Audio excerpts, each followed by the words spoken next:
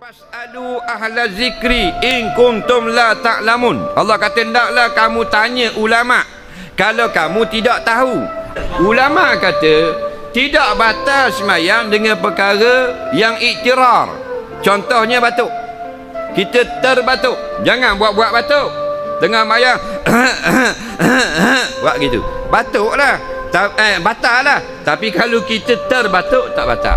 Yang kata batal ni ada batuk sepanjang semayang sehingga rosak semayang kita.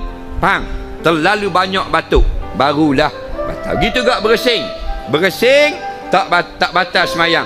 Melainkan bersin penuh 4 rakaat. Hacing, hacing, hacing. Allah hacing, hacing. Itu batal dah lah. Kerana sudah rosak sembahyang. Faham lagi?